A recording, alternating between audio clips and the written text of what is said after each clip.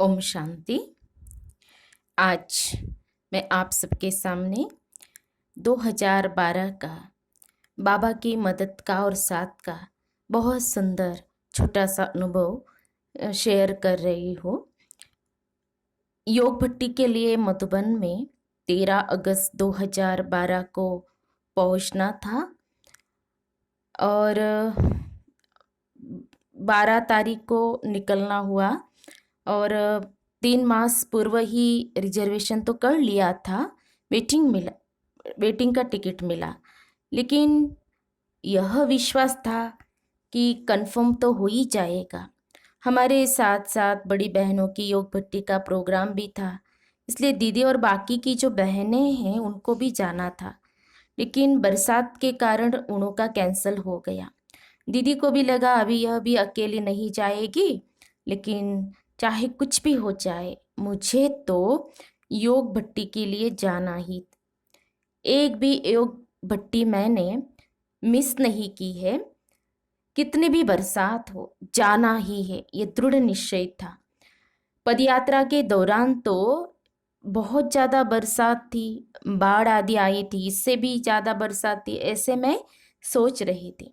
तो वेटिंग का टिकट होते हुए भी और अकेले होते हुए भी हिम्मत से निकली, क्योंकि लगता ही नहीं कि मैं अकेली जा रही हूँ।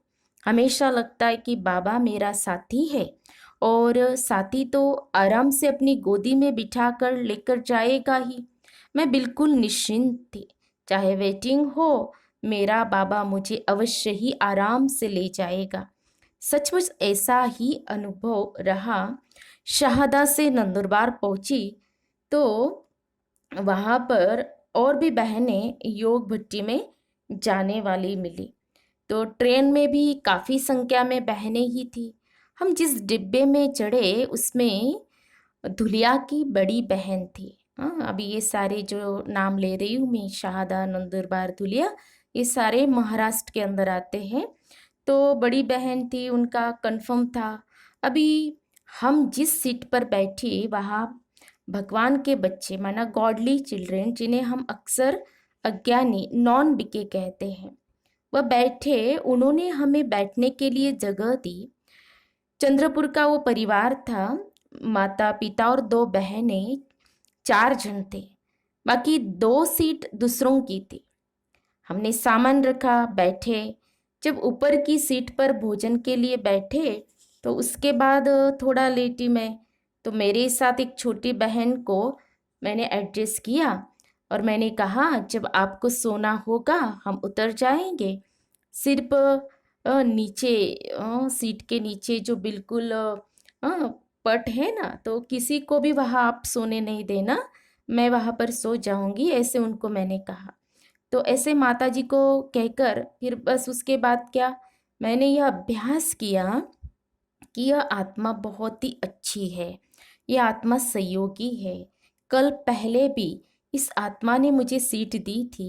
बाबा मुझे अपनी गोदी में बिठाकर ले जा रहा है। मैं स्नेह के पंख लगाकर बाबा के पास जा रही हूँ।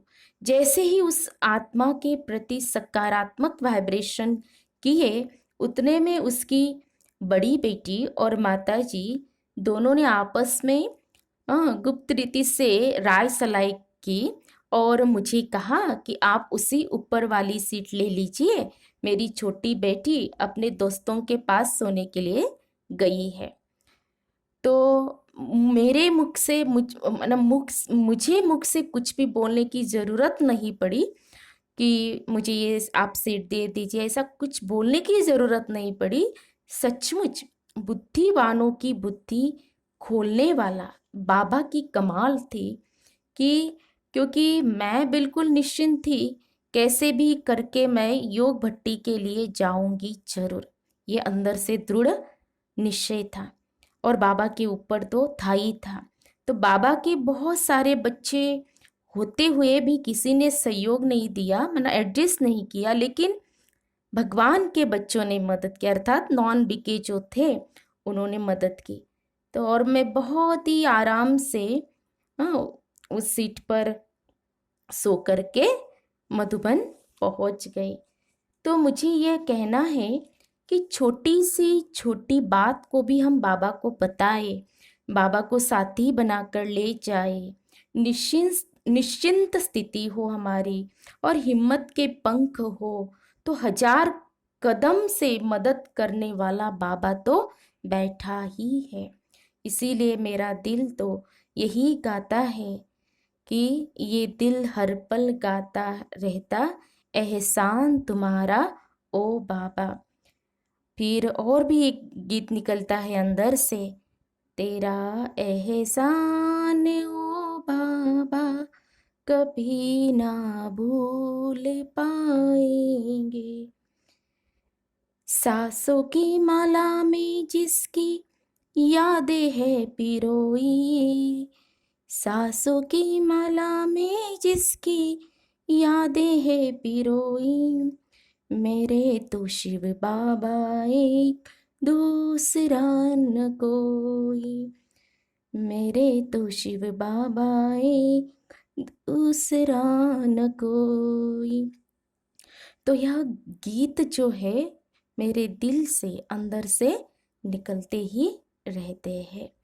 तो ये छोटा सा अनुभव आप सबके सामने मैंने इसलिए शेयर किया ताकि आप भी हमेशा बाबा को साथी बनाए और अपनी निश्चिंत स्थिति बनाए और दृढ़ निश्चय रखें।